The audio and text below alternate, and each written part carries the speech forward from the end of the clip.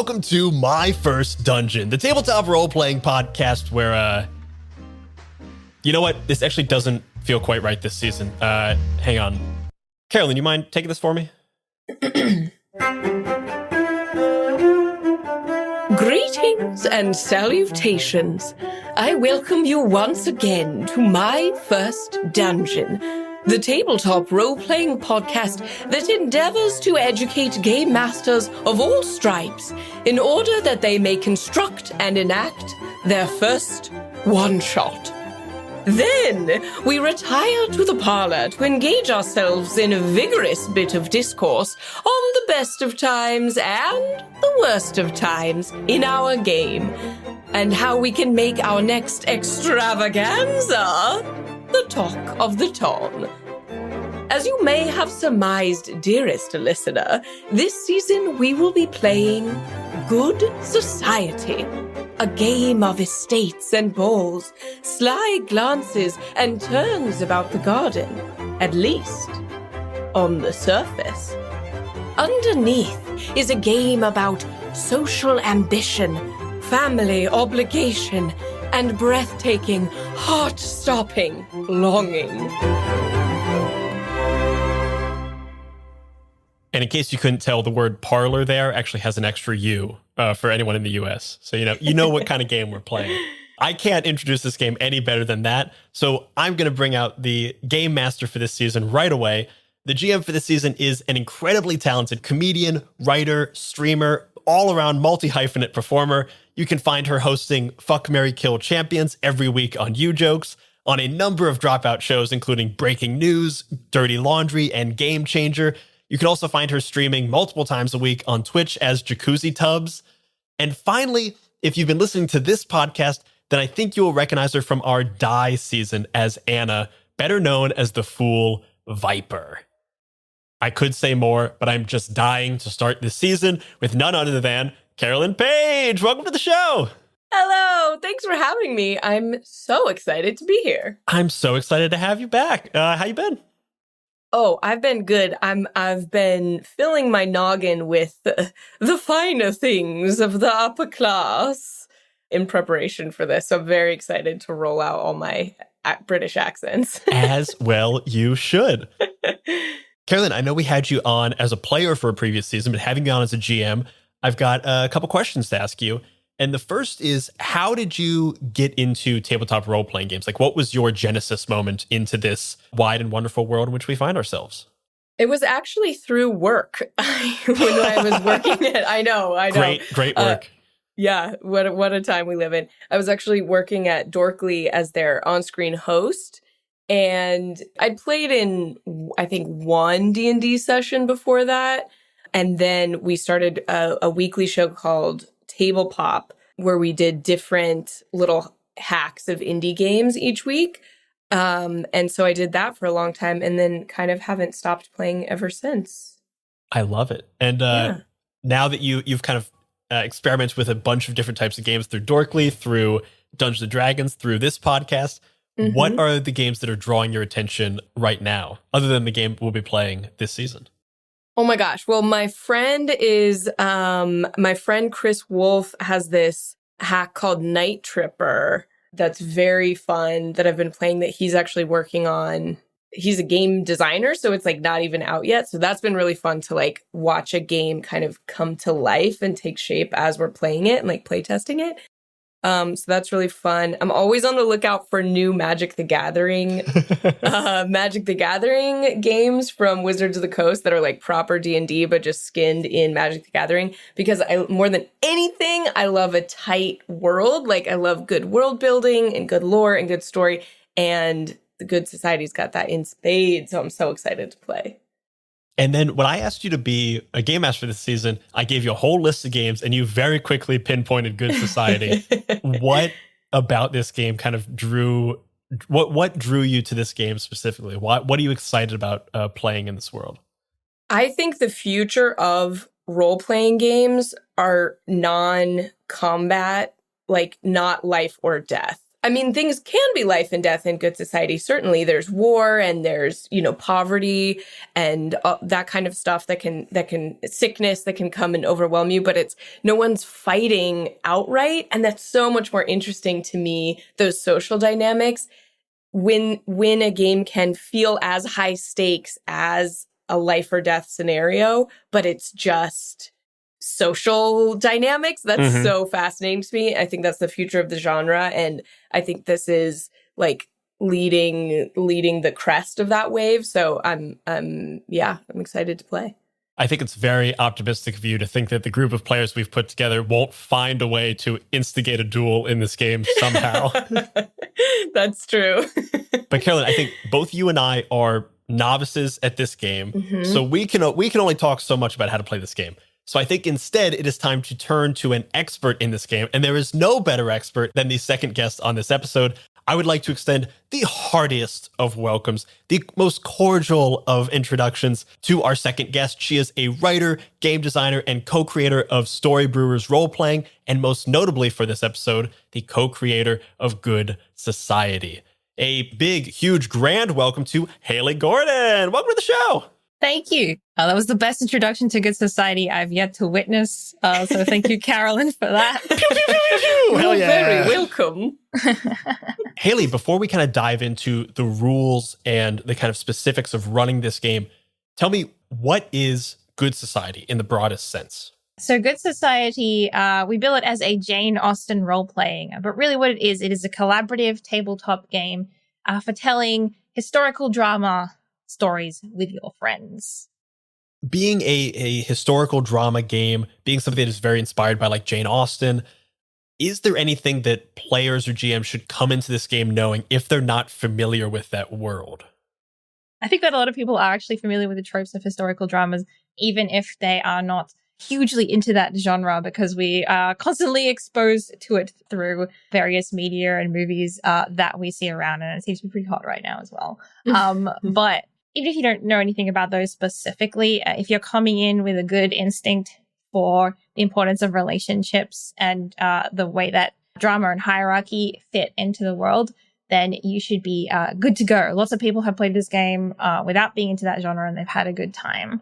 But if you do have a couple of things to keep into consideration when you're going in, if you're not familiar with kind of the tropes of historical dramas. The first one is that society is watching and judging you all the time. And it really makes a difference to how people think about you. So this could affect your marriage prospects, could affect your employment prospects, just generally how you're perceived in the ton, as Carolyn said. So you have to balance your true desires with the way that you want to be seen with the world. The second thing that is very important, and particularly within the context of Good Society, which is a game that is about the gentry, the top 1% of English society, if you will, is that money is vital. And if you don't have it, you'll end up dependent on someone, or worse, kicked down a social class and forced to do your own housework, maybe, if you can imagine. So the amount of money that people are spending as members of the gentry in Good Society is such that you can't just get yourself a steady job and make that kind of money. That's not enough. You need that inheritance, allowance, dowry, whatever it is you need to maintain your lifestyle. So the stakes are high, and that's something that's on the mind. A lot of the characters in the game have that to think about. I really love games that you can come into it with a wide array of knowledge about the source material and still have a good time. You can come in knowing very little, have a great time, or come in with like deep historical Jane Austen, knowledge, and be able to incorporate either way. I think it's great. If someone was coming into this game, knew they had a game, if I knew I had a game of Good Society next week and I wanted to get in the mood for a Good Society game, I wanted to consume one piece of literature or movie or television show, what's your highest recommendation? So controversial, but I'm really a big fan of the 2005 Pride and Prejudice over the BBC the 2005. series. There we go. Yes, it's great. Thank you. So I would highly recommend going out and watching that. There's also a fairly recent movie edition of Emma, which as far as vibes is like the vibiest I've seen Austen be done. The costuming is impeccable. So I really recommend that as well. But there's so much out there, so it's hard to fail to find something good and interesting if you're looking around. And I will say, if you decide to watch the 2005 adaptation of Pride and Prejudice, do not watch the American version that has a dumb extra scene at the end that shows happily ever after. No, no, no. You want to end on the line, if any of, I'm quite at my leisure. That's where the movie ends. The movie ends on the line, I'm quite at my leisure. If you see anything after that, you're watching the wrong version. I was shocked to hear that existed, I must say. I didn't know it existed, and I got into like an altercation with someone who was like, no, there's a whole other scene where they like go to, I don't want to spoil anything, but there's a whole other scene where there's like a happily ever after moment. Like, no, there's not. They never do that. And then I found out there was a crappy American version. Anyway, okay, I'm done. Before we turn to the game, Carolyn, I wanted to ask you, a lot of this first episode, a lot of this show is about setting a game master up for success in a new game. And the best way to do that is kind of address where you think you are least confident or where your biggest worries stem from a game like this. Is there anything that is in the back of your mind that you are most worried about going into this session, or that you're most nervous to try out or figure out? Yeah, I think we have a pretty large cast for this one. I think we have 5 players. That's a lot. We're trying to do it in a relatively short amount of time, in 4 hours. So I just want to really make sure that everyone gets their moment in the spotlight, and like everyone feels like their character has a satisfying arc, because it's such a compressed timeline. I think there's a lot of ways to like set ourselves up for success, but that's definitely my biggest concern right now. And I think as we go through these rules, we'll kind of do our best to kind of address that concern, keeping that in mind. So hopefully by the end of this interview, you'll feel more at ease. And by the end of the game, you'll be feeling like a fucking champ. Yeah. So Hayley, kind of coming back to you, the first portion of the rule book talks about collaboration, which is kind of your guys' term for a session 0, establishing genre, tone, historical accuracy.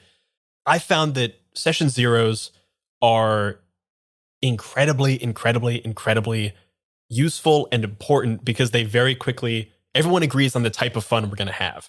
This is what we want to do. This is kind of where we're aiming towards, and also establishes the boundaries. These are the things we don't want to do. So all of a sudden we know exactly the kind of game we're playing. And if you know exactly what you're doing, everyone can have more fun doing it. You can really put all your eggs in that basket. Can you talk through a little bit about what you think should be in a good collaboration session for this game, and what we should make sure to like end up with at the end of it to really set us up for success for a good game? So collaboration in Good Society is really about following through a bunch of questions and choosing options that are going to guide you for your game. And then later on, chucking out some stuff out there that you want to see. And of course, making sure you list anything that you don't want to see to make sure that you can steer away from anything you're uncomfortable with during the game. I really think that the most important section of this game is really just to have an open discussion and listen to each other and make sure that you genuinely are on the same page. Because sometimes, you can have a tendency to agree on something without all actually agreeing about what that means. So when I run collaboration, I will tend to make sure that I hear from each player about the most important decisions, even if they're nodding their head, just to make sure I understand what it is that they mean when, if we're choosing a tone, and the tone that we've chosen is romantic comedy. What does that mean to that person? I want to know, right? Just to make sure that we are actually on the same page with what we're going through with. So I think that's the most important thing to me. And especially for a one-shot, I feel like tone is one of the most important decisions that you will hit. Whether people really want to take it into the Oscar Wilde importance of being earnest kind of silly direction, or if people want to, keep it a little bit more serious and heartfelt, maybe closer to Jane Austen's Persuasion. I think that's very important for a one-shot, because you won't have a lot of time to steer away from that tone. For the longest time in my life, I think until like 2 years ago, I thought the importance of being earnest was like a drama. And then I saw a movie of it, and I was like, oh, this is hilarious. I didn't realize this was a pun. Specifically for Good Society collaboration, there are some questions that wouldn't appear in most things, like historical accuracy and what playset you would be using. Can you talk a little bit about those two things specifically? Because I think they are less common.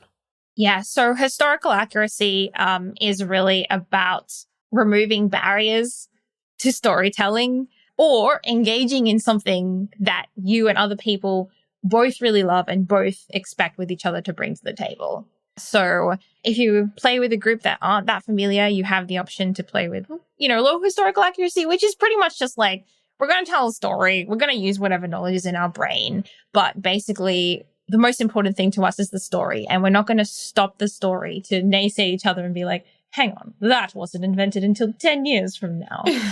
Whereas if you're a group that really loves the period and you love the history and you want to play with a lot of historical accuracy, that option is there for you on the table to commit to that experience and really bring in the things that you know to sort of tell the story in a way that really buys into that. And I think paired with historical accuracy is another setting, which you didn't mention specifically, but I'm going to pop it in there, which is how are you going to treat gender norms in the game. So Good Society has the option to keep gender norms historical. You can also turn them off completely, or you can put them in reverse. And those are separate questions because you can play in a world where gender norms are reversed, but yet you take all your historical knowledge to try and interpret how that might actually have been in the Regency. But ultimately, that's another thing that can make the game more accessible, more enjoyable for people when you're coming into play. And the third thing that you mentioned is playsets. Playsets in Good Society are a combination of desires, relationships, family backgrounds, and character roles, which I'm sure we'll talk about in a minute. Basically, what your character wants, who they know, and who they are. And depending on which ones you choose to combine with others, it will bring out different themes in the game. It might be more appropriate for different tones. Usually the playset that you're choosing isn't a decision in collaboration for the reason that it tends to be made ahead of time. Either, you can hit up your group, which is what I normally do. I'm like, hey, are we feeling like maybe a bit of family obligation, or do we want to go everyone fighting over money? What are we feeling today? And then you can kind of have the opportunity to set it up ahead of time because it does take, a few minutes to cobble everything together. At the same time, it is always a good group decision to make so you can make sure that you have created something that everyone is on board with.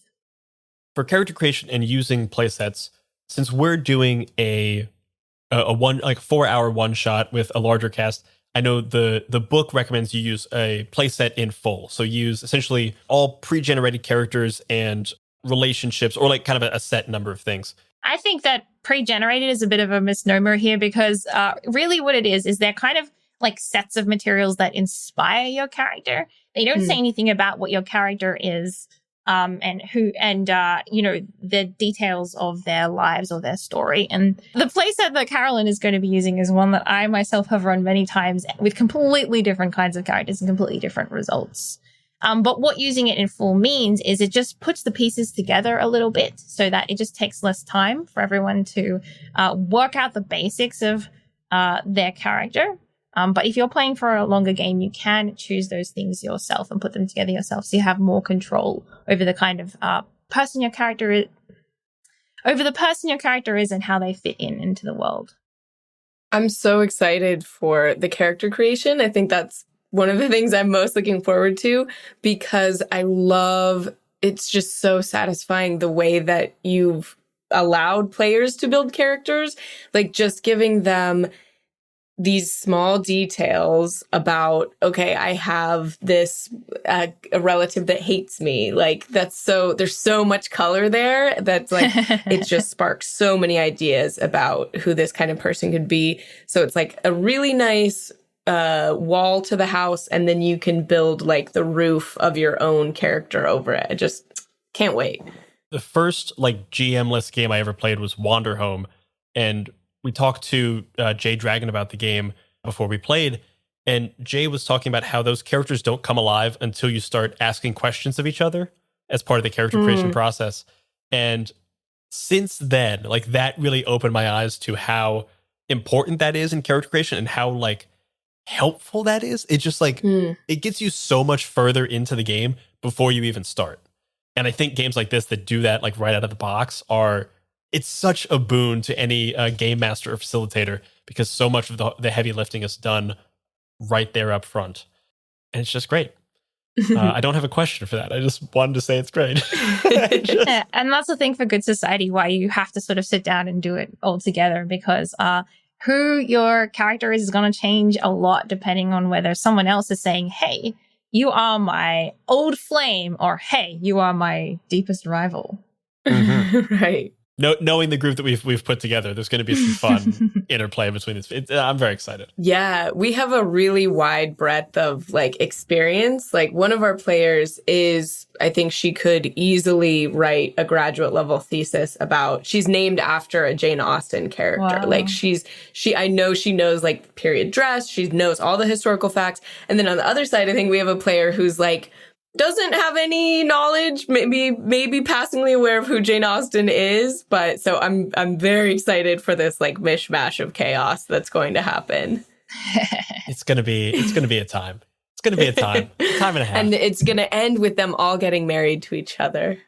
I've already decided that. Perfect. That's what we want. We want to decide the ending when we begin. Yeah, that's improv, right? Yeah. It's yes and my thing. This is a diceless system, so if anyone's looking to hear the click-clack of math rocks, you're not going to hear it in this game. You do have a game mechanic that is the resolve tokens, which is one of the more kind of mechanical elements of this game. Can you talk about what resolve tokens are and how they get used in the game? Resolve tokens are a narrative currency you can use to influence the game or make things happen. So usually, if you think, hey, wouldn't it be cool if this happened right now? That's a good cue to pull out your resolve token and play it. And you could use it to make things happen in the world. Like, it's a storm now. You're going to have to huddle under an umbrella or overturn someone's carriage in the wake of the ball. Or you could use it for your character to find out secret information. You can also use it to make things worse for your character if you would like to do so. So basically, you can use them to change the world around you. One of the important things about resolve tokens is that when you spend them in a way that is harmful to the interests of another major character or compels a character to do something, you need to enter into a resolve token negotiation with the player of that character. So you say, hey, this is what I would like to happen. I'm going to offer you my token for this. And the other person is either like, yeah, I'm into it. Give me that token. And the thing happens. Or they can say, yes, but only if, and put a condition on it. Or if it's something they're really not interested for the story, they can also say, no, you keep your token. I'll keep my top hat on. Thank you. Now I'm really thinking I want to make a character who's just using resolve tokens against themselves. Like just making things and just like love that. Would be wonderful. One of the player principles of good society is to orchestrate your own misfortunes. So I'm loving you thinking that way. Yeah.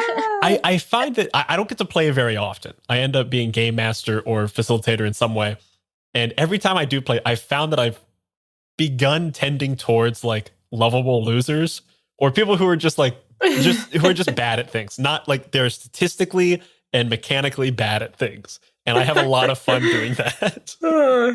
I always end up playing murderous elderly, just like a real nasty, like old person. That's my go-to. And then as is apt for a Regency era drama, one of the other key mechanics, rather than worrying about hit points or spell slots, worrying about our reputation. Can you talk a little bit about what reputation is in this game mechanically and what causes it to go up and down as play progresses? Absolutely. So in good society, your reputation is represented by reputation tags. So you may be charming, or perhaps you're deceitful, or maybe just have bad connections. So it represents what society thinks about you. And initially those come from your family background, but as the game progresses, they will be a result of your character's actions. So there's a phase in good society called the reputation phase, in which you will assess the actions of your character and decide whether or not society thinks about them more positively, more negatively, or perhaps both as a result of things that they've done so far in the game. I will say in a one-shot, reputation doesn't play that big a part because it's something that kind of builds up for characters over time. But in a longer game, that's definitely something that is more influential on your character. I'm, again, just thinking about how I can tank my character's reputation from the start. You can. I want to crawl out of a hole. Do players start with reputation tags already? Yes, so they will start with one positive and one negative one. And these come from their family background. So perhaps if I am from a new money background, people will think I have poor connections. Or maybe if I'm from a peerage background, people will think that I'm austere. So they can choose those from their sheet. And during the game, you can use these like you would use a resolve token to influence events in your favor. So it might be like, don't invite William. He's got poor connections. And then you would use William's poor connections tag like a resolve token to make that happen in the story. Assuming that the person who plays William agrees, of course. Okay. So we've talked about a good chunk of the kind of mechanical elements that people will be using. We've talked about character creation. Let's dive into cycles of play, which is like your 8-step program of how to play this game. I guess my first question is, we're planning on doing a 4-hour one-shot where we hope to complete a full story in that time. How many cycles of play are we likely to get through in that time? And what should we kind of be planning for going in? For a one-shot, I really would recommend just sticking with the one cycle of play and having the last epistolary phase. So epistolary is a phase for the writing of letters. Very important. Having the last epistolary phase be the epilogue of your game. So everyone writes a letter about what happens to them after the events of the story. And in a one-shot, I'd recommend, taking your time lingering on the novel chapters and also the first epistolary phase you have, because they're really going to be the core of your game and where a lot of the action is happening. And you can kind of like let people know and structure it like, okay, a good way to think of a one-shot of Good Society is like a movie. So we're in the 2005 Pride and Prejudice. We're not in the BBC series, right? So stuff needs to happen. And so you can think of the first novel chapter and epistolary as sort of the ramp up. Things are getting, more and more drama is stacking on top of each other. Things are coming to light. And then the last novel chapter is where you can hit that really big climax and then kind of start resolving things. And then the epilogue, can help you find the complete resolution if not everything is resolved in that novel chapter. And chuck in some rumor and scandal in there for good measure. Yeah, of course. You gotta have some rumors and scandals. Midnight Muscadines is a cozy, dark tabletop role-playing game where light and shadow intertwine in a fractured world. Players take on the roles of marmoteers, brave adventurers who journey into the untamed wilderness to collect the elusive Midnight Muscadines, craft magical jams, and protect the fragile light of Nim. Through collaborative storytelling and resourceful gameplay, players weave tales of courage, community, and the pursuit of balance. Will you preserve the light, uncover the truths hidden in the shadows, or reshape the balance of the world forever? Midnight Muscadines is perfect for fans of Studio Ghibli and Sea of Stars who seek to capture the magic of exploration and the heartfelt adventure in a world where small heroes make a big impact. Play Midnight Muscadines as a traditional GM'd game, GM-less, or even solo. Midnight Muscadines is crowdfunding now on BackerKit. Join the campaign at pandeongames.com/muscadines. I'm Quinns of tabletop role-playing game review show Quinn's Quest, and this is Play to Find Out. Play to Find Out is an actual play podcast that brings notorious old games from the 80s and 90s back to the table. Each season of Play to Find Out, I'm joined by Emily Johnson and Rob Morgan. Good? Nervous? Yeah. You both looked at each other really concerned, like you think what's about to happen is going to be unpleasant. And frankly, I think that's rude. And together, we explore the TTRPGs of ages gone by. Our goal? To separate the TTRPGs that deserve to be remembered from those that maybe don't. I don't know, Emily. It was the 80s. A lot of people were on cocaine. We blow the dust from decrepit systems to learn how they work. Your 100 on the encounter table bursts out. Right, you've encountered a fog. Get ready. Don't laugh. Does one get ready for a fog? Don't laugh. Encounter their unique quirks. I do finger guns to cover up how I wince. A weird thing happens as you do finger guns. Oh no. And I'm hoping that the Quinn's Quest community will join us in exploring these games too. If you this up, cannot describe to you how much your adventure ends here. Yeah, that's fair. Because the best way to learn is to play to find out.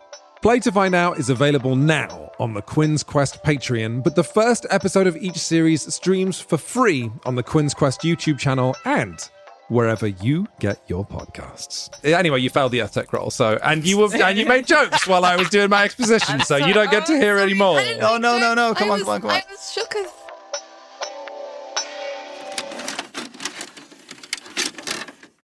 So real quick, I want to run down the 8 items in a single cycle of play. So we're starting with the novel chapter. What should players be thinking about during the first novel chapter? So novel chapters are in character play. And the main thing to think about in a one-shot in the first novel chapter is definitely pursuing your desire. So in a longer game, you might let it fester a little bit. But in a one-shot, so a desire is the thing that your character wants above all else as the game begins. And that's part of the play sets that we were talking about earlier. And really just focusing straight away on bringing that to pass and focusing on relationships with other major characters is really the way to go in that chapter. And as a facilitator, Carolyn, you can kind of help people get into that zone either by asking them questions that maybe lead them there, like, oh, Elizabeth, this is the first time you've seen Mr. Darcy since his last proposal to you, or whatever it is, that help bring that drama into focus. Or even offering resolve tokens, like in the middle of the dancing, you turn around to face your next partner and you see that it is none other than Mr. Darcy. Would you take my resolve token for that? So you can use your tools to really throw that into focus. I like how you make that clear in the game manual and the PDF of the game that the facilitator should be using those resolve tokens early on to kind of demonstrate how they work. And also because it is, I think players can sometimes be hesitant to step on anyone's toes and interact with, to mess up another player's character. But I'm hoping this will incentivize them to do that, because the more interaction, the more they're messing with each other's lives and with their own lives, the better. I think the better for the story. Yes, messy, the way it should be. The way Austin intended. Yeah. It is also a thing I've learned from experience on this podcast that on a lot of episodes, we'll all of a sudden get halfway through a 4-hour recording and realize we have not used the mechanics one time. Like when we played Wander Home, we got to we talked to Jay afterwards, and Jay was like, "Yeah, you played great. You never used the mechanics." And we were like, "Yeah, we know, we forgot." And I ran a game that I wrote, and I realized I was an hour and a half into a 3-hour recording session, and not a dice had been rolled. So, yeah, definitely making sure to help out players get those things going, because everyone's trying something new. They're learning something new. They're trying to keep all their bits together. And the more we start playing with those mechanics, the faster we kind of learn them and figure them out. Yeah. And then second is the reputation phase. What happens in the first reputation phase? Yeah, so we sort of talked about that earlier, pretty much exactly as I said. You'll assess your character's behavior in the game so far and decide whether or not they will gain a positive or negative reputation tag. Great. That's a short little phase. Simple, easy, clean. We love it. And then we move on into what I'm sure will be a juicy bit of play, the rumors and the scandals phase. So in that phase, everyone is going to create the rumor and scandal that is floating around town. And that is not from their character's perspective. That is whatever you as the player think should be the gossip. And everyone gets 2 turns. And during your turn, you can either create a new rumor from scratch, or you can spread a rumor that someone else has created. And that's basically a way of saying hey, this rumor is important and everyone is talking about it. So if we're only playing with one cycle, there's only one rumor and scandal phase. So how can we still include that, even though knowing that a rumor won't fade out, because we're only going to have one cycle for rumor and scandal? So the rumor and scandal phase sort of has 2 different functions. This is more taking a game design lens, but I think it is helpful to know. I love a game design lens. One is that it helps people think about ideas for what could happen in the story, or what could be interesting. And even in a one shot, just by engaging in that exercise, you're going to go into the next novel chapter with new ideas in your head. And then the other thing is that it does create these spread rumors, which you can then use in the game themselves. You will probably end your rumor and scandal phase with some spread rumors that could be useful. But more importantly is that you've thought about the way that the town thinks about the characters, and some things that, could happen, or even if they don't happen, could affect the futures of the characters, and that will carry forward into your game, even in a one shot. I love that. It's almost like a chorus, the Greek chorus chapter where we step out of our characters and we see like what the rest of the town is thinking. Exactly. It's so fun. Love that. And then we get to do what will be likely my favorite phase, because I'm a big letter writer, the epistolary phase, or the first of the epistolary phases. What does this look like for our first time? In the epistolary phase, and this is the same for every epistolary except the final one, essentially you are writing letters from your character or the connection that you control. So in Good Society, as well as your major character, everyone plays a secondary character called a connection to any other characters or connections. And the way that you do that is simply by dictating the letter out loud. So, dear so-and-so, I had such a fabulous time at your event on Thursday. Do wonder if you might come with me on a walk through the gardens. Don't tell anybody. Or whatever it is. It's probably one of my favorite phases in the game. I cannot wait to ham it up on letter writing. I think it's going to be absolutely great. I have a couple questions with this part. Do you encourage your players to actually write letters out, or is that just like, you be like, okay, everyone stop down for 10 minutes, like go write a letter and then come back? Or do you just say, go ahead, improv it, tell us the general contents? So in a one-shot game, I would really just encourage people to improv it. And they don't have to say word for word what's in the letter. Some people might choose to if they've played a lot of role-playing games and that's something they enjoy. Yeah. Paraphrasing a letter is also completely fine. Like you can just say, Jonathan sends a really obnoxious letter about how much he hated the party. Fine, and you might add some details in there as well. If you are playing a longer game of this, sometimes what I'll find that folks do is they like to have more time to think about their letters and maybe even write one between sessions. But that is really a personal preference. Some people also just prefer to, think about it when the phase arises and just say it at that time.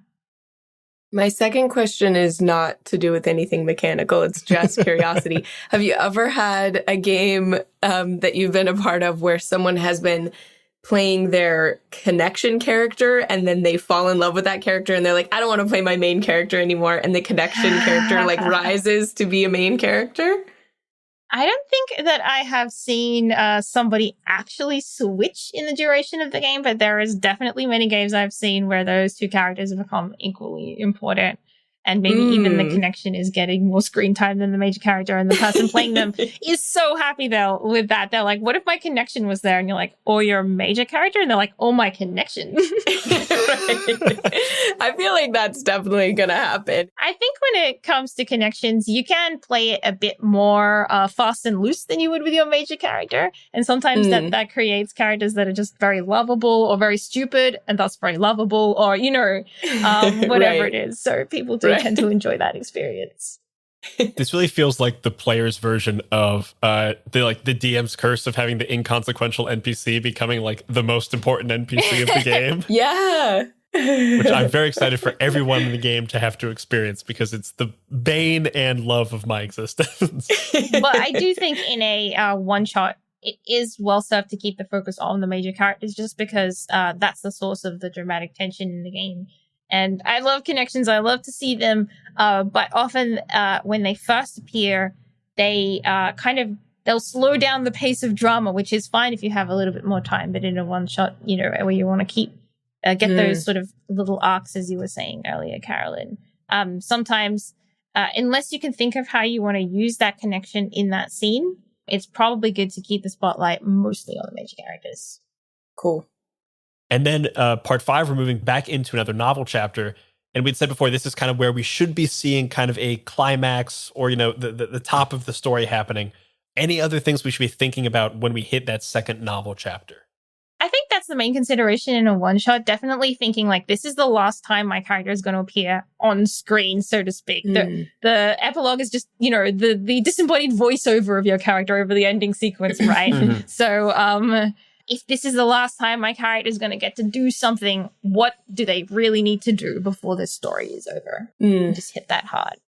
That's such a great way to think about it. What do they really need to do before the story's over? Like, now's your time to propose. Now's your time to tell your aunt that you're leaving to become a merchant marine or whatever. Yeah. Okay, that actually happened in a game I played in really? I'm amazed that you brought that up as a specific example. Wow. That's crazy. Oh my God. From across the globe, we're connected. Yeah, we literally, I guess we could be farther apart, but we're pretty on opposite sides of the globe right now, right? Yeah. We're just all over the place. We conclude the last novel chapter. We move back into a reputation phase. For a one-shot and for a non-one-shot, what does this second reputation phase look like? So in a single cycle game, you actually skip the second reputation phase. So for a one-shot, you will skip the second reputation phase. So it looks like nothing because it doesn't exist. We're down to 7. And then we move back into an epistolary phase, which we've talked about is kind of a now narrating our epilogue.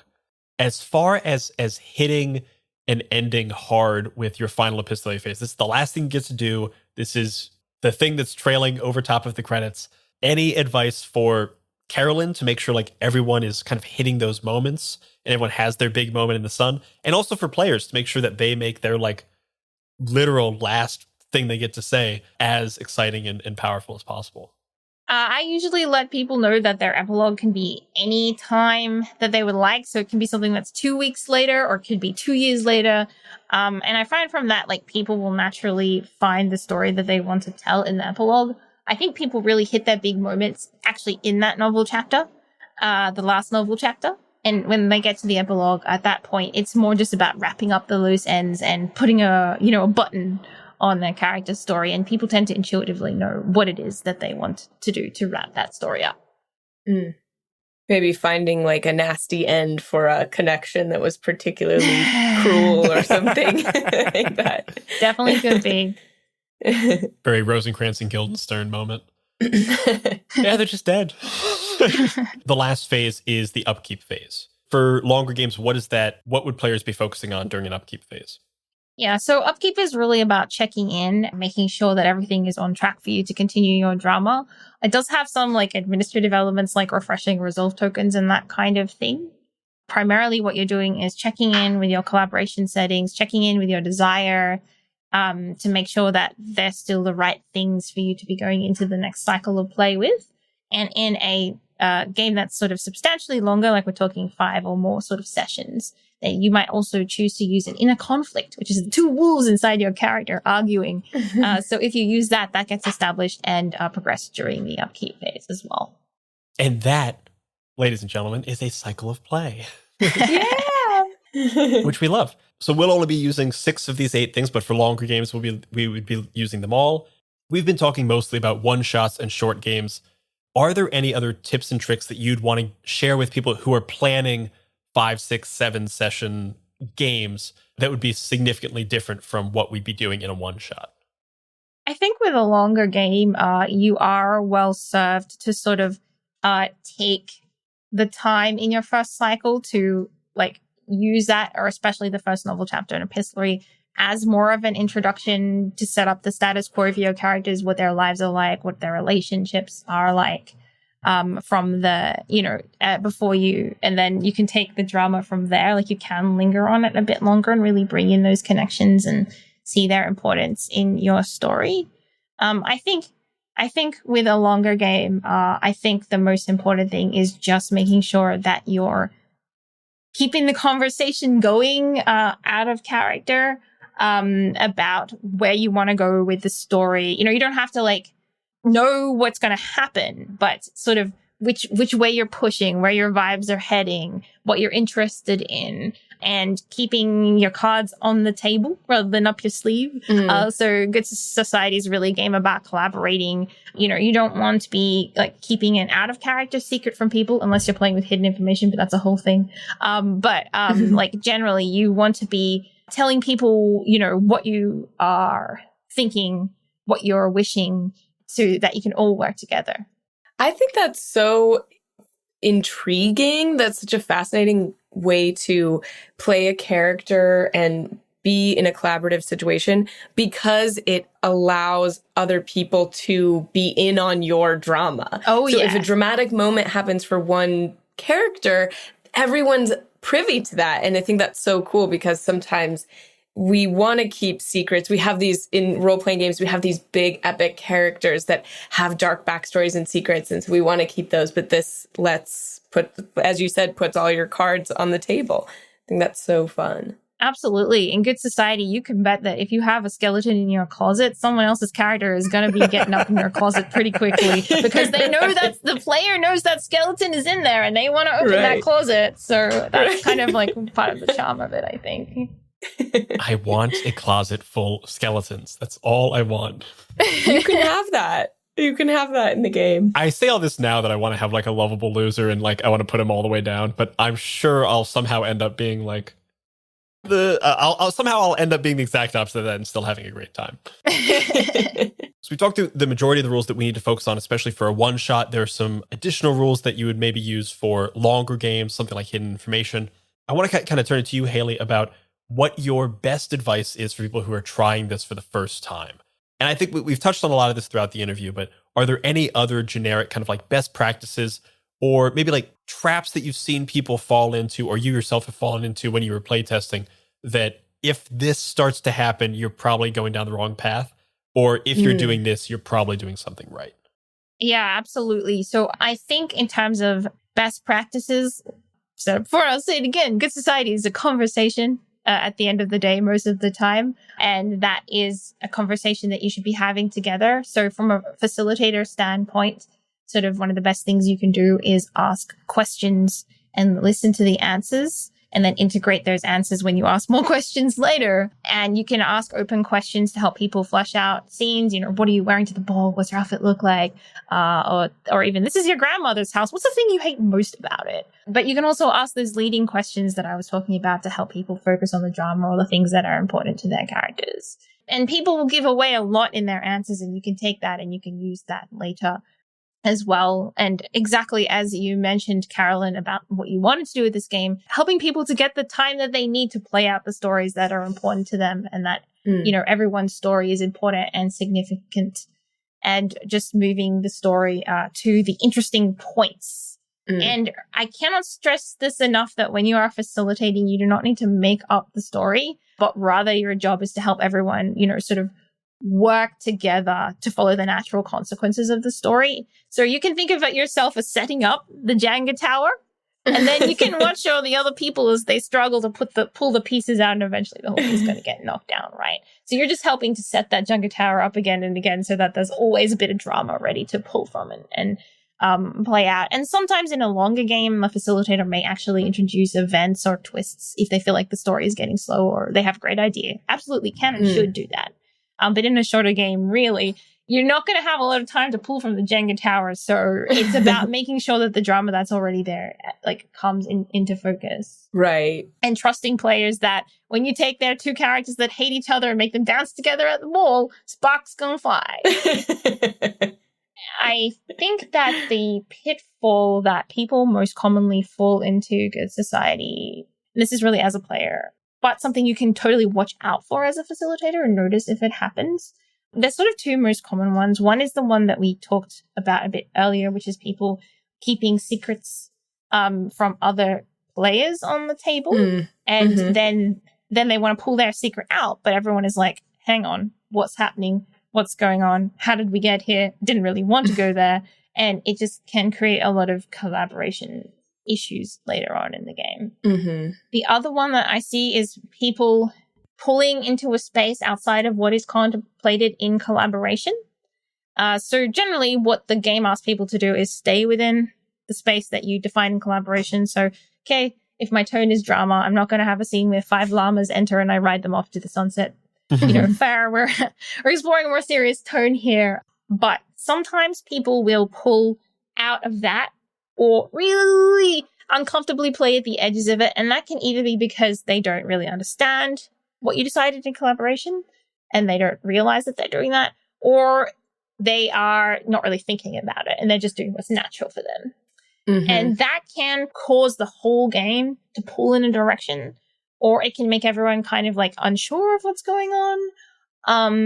So it can be useful if you see somebody doing that, just gently like pull them back a little bit, say, maybe now's not the time for llamas, but I'm sure you can go for a horse ride, Right. Maybe now's not the time for llamas is an excellent sentence. And open the conversation. Oh, I see you're taking this in a more lighthearted direction. How does everyone else feel about that? Is that something you want to do, or do you want to sort of stick with that drama tone we talked about earlier? And a lot of those conversations will more likely to happen over a longer game because there's more time for drift. As I mentioned, not a lot of time for drift in a one shot. And I think the last pitfall that's quite easy happen in a one shot as a longer game is where just two people don't quite understand each other. So one person thinks one thing's happening in the scene, the other person thinks something else is happening in a scene, or one person misunderstands something about someone else's backstory, and so they are treating them in a way that doesn't make sense to the other player. And just those little miscommunications, they're really easier as a facilitator to say, wait, no, hang on. I think we said that Ben arrived 2 months ago. Is that right? And then the other person's like, oh, 2 months. Oh, I thought you said 2 years. Okay, got it. Yeah, right, let's go.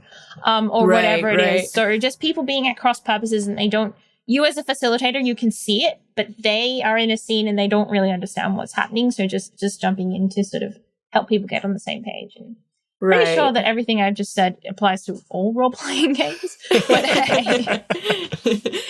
You can always refresh the basics, right? Always work on the fundamentals. I've said all this stuff, and a lot of it is like best practices. But at the end of the day, and I've heard you say this before, Brian, if everyone is having fun and feeling comfortable, you're doing it right. And I think it's easy to put a lot of pressure on yourself as a facilitator about, that you have to make a great story or everyone has to have like a total arc for their character. But at the end of the day, if people are vibing and they're having fun and they're having a good time, that's more important than the actual story you tell if you were to take it and write it down in a novel.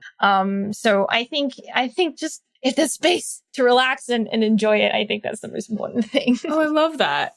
If you're having fun, you're doing it right. We say it every episode, folks. Yeah. Mandatory. I believe that so strongly.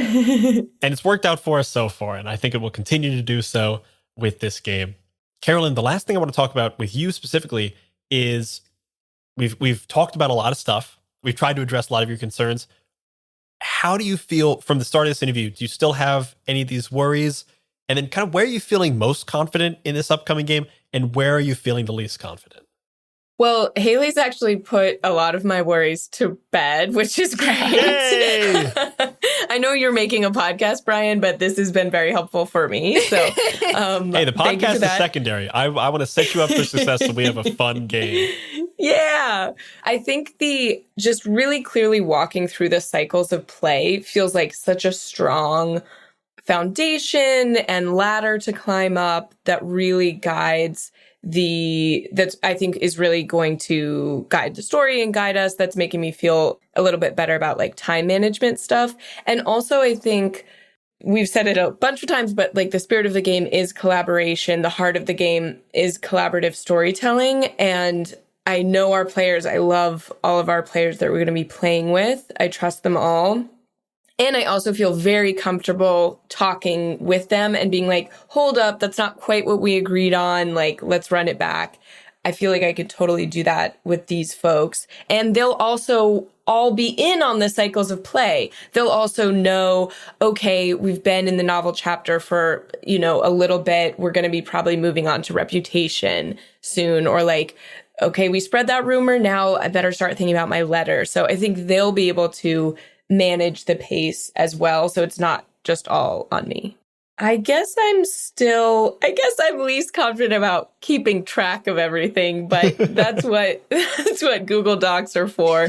And we've got this awesome, Hayley's made this really great online resource. So it's very easy to play. We're all over the country going to be recording in different spots, but there's a really great database for online play that all the players share, and they can see everyone else's character, everyone else's connection. It's like a one sheet, like at a glance, all the information you need to know about your story. So I'm very happy to have that tool also. It is a very, very cool tool. And I don't want to end on what you're least confident about. I want to know, what are you most excited about this game? In your dream of dreams, your heart of hearts, what do you think is going to be the best part of playing this game with this group of people? And what does like the biggest, grandest success look like for you? Well, I think I'm most excited about the beginning and the end together. Like, I'm so excited to see what characters people come up with. Like, is there, this matronly dowager who's like really mean? Or is there this like young upstart, niece that's like just come from London and is like doing all sorts of scandalous stuff? Just who are these people? How do they feel about each other? And then where do they go? Like, do they end up getting their desires? Has their desire changed by the end? Or is anyone going to get married? Who's going to be rich and who's going to be destitute by the end? Tune in to this season to find out. Tune in indeed. I am kind of sad that I probably won't get to do my local orphan voice too much, though. You could certainly do it. We'll do that. We'll save that for another podcast. I know we're set in England, but somehow my Southern's going to come out because it seems to be the only accent that I really nailed. And so I feel like this is going to come out somewhere. It's inappropriate. It doesn't work for this story, but it's going to come out. So I'm just going to embrace it now and, be fine with it. I mean, you could be a farmer from Virginia, from the Americas. That was. I could be coming over from the Americas, hopping across the pond, partaking in fine and high society. Shit, now I might have to do that. I gotta get a new accent. I can't just have the one. Such is life. And that is all for this episode of My First Dungeon, Good Society. Thank you so much to Carolyn and Hayley for joining me today. Can both of you tell everyone who's listening what else you're up to and where they can find you? Carolyn, let me start with you. Yeah, you can find me everywhere on the internet at Jacuzzi Tubs with 2 B's. Ask me about the story sometime why I'm called Jacuzzi Tubs. I didn't know there was a story. Now I got to know the story. I'll tell you another time. Okay. It's not, I'm streaming all the time on Twitch. You can catch me on Dropout, all kinds of stuff. Oh, and hosting every Wednesday, Fuck, Marry, Kill Champions. It's a competitive Fuck, Marry, Kill game show. We take 3 comedians and pit them against each other, and the audience votes on who had the best Fuck, Marry, Kill answers. So check that out on the You Jokes YouTube channel. We love it. And Hayley, where can people find you? We are at Story Brewers or Story Brewers Roleplaying pretty much everywhere on the internet. So if you type that into your search bar, Story Brewers Roleplaying, you will find every and all our things. If you want to find this game, you can also search for Good Society RPG, and it will take you to our website, I hope. It does. Good. Thank you. Can confirm, it does take you to the website. All those links will be down in the description. And tune in next week where Carolyn and I will be joined by Emma Fife, Katie Maravich, Persephone Valentine, and Nathan Yaffe. If that's not a cast that gets you excited to play this game, I do not know what will. Join us as we don our sharpest of vestments and enter into the world of high society. I don't know what that accent was. That was awful. I'm going to leave it all in. I'm going to leave it all in. Thank you so much, both of you, for joining me. This was a blast. And as always, remember, if you're having fun, you're already doing it right. Bye-bye, everybody. Bye-bye.